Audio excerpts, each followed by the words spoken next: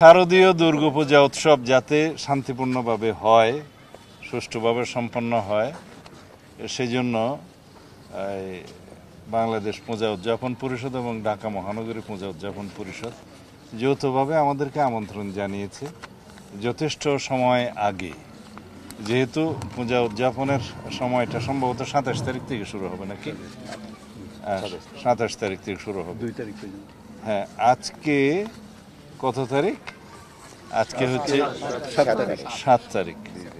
তো যথেষ্ট সময় আগে আমরা কেন আসলাম? কারণ বাংলাদেশের বর্তমান পরিস্থিতি আমরা যেটা লক্ষ্য করছি, বিভিন্নভাবে সাম্প্রদায়িক সম্প্রীতি বিনষ্টের জন্য কিছু চক্রান্ত গড়ে উঠছে। এমনকি স্বধর্মের মধ্যেও বিভিন্ন রকমের এমন কিছু ঘোলাটে পরিস্থিতি সৃষ্টি করছে, যার সব কিছুর একটা উদ্দেশ্য হচ্ছে বাংলাদেশের শান্তিপূর্ণ পরিবেশ বিনষ্টের মধ্য দিয়ে আগামী নির্বাচনকে যাতে বাধাগ্রস্ত করতে পারে। এটা সব কিছুর সাথে কিন্তু বাংলাদেশের গণতান্ত্রিক প্রশ্ন জড়িত। তো সেই জন্য আমরা মনে করেছি যে যথেষ্ট সময় আগে থেকেই যেন আমরা এগুলোর বিষয়ে সতর্কতা অবলম্বন করি এবং সহযোগিতার হাত বাড়াই। আমরা বাংলাদেশ জাতীয়তাবাদী দলের পক্ষ থেকে অতীতের মতো সব সময় আমরা বাংলাদেশের এই হিন্দু ভাইদের বোনদের যে সর্ববৃহৎ ধর্মীয় উৎসব দুর্গাপূজা পালনের জন্য আমরা সহযোগিতা করে এসেছি অতীতেও।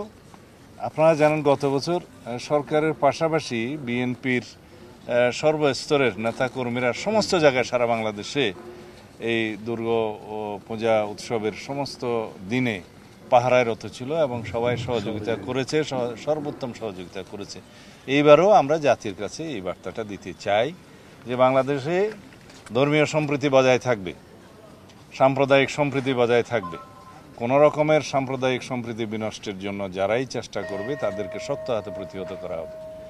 সেটা সরকারের অবশ্যই উদ্যোগ আছে এবং সরকারি দায়িত্ব আছে। আমরা বাংলাদেশের সচেতন নাগরিক হিসাবে এবং সচেতন রাজনৈতিক কর্মী হিসাবে আমরা নিজেরা এবং আমাদের দলের সবাই এই শারদীয় দুর্গাপূজা উৎসবে শান্তিপূর্ণভাবে যাতে পালিত হয় এবং সম্প্রীতি বজায় থাকে সেজন্য সর্বোচ্চ চেষ্টা করব, সহযোগিতা থাকবে।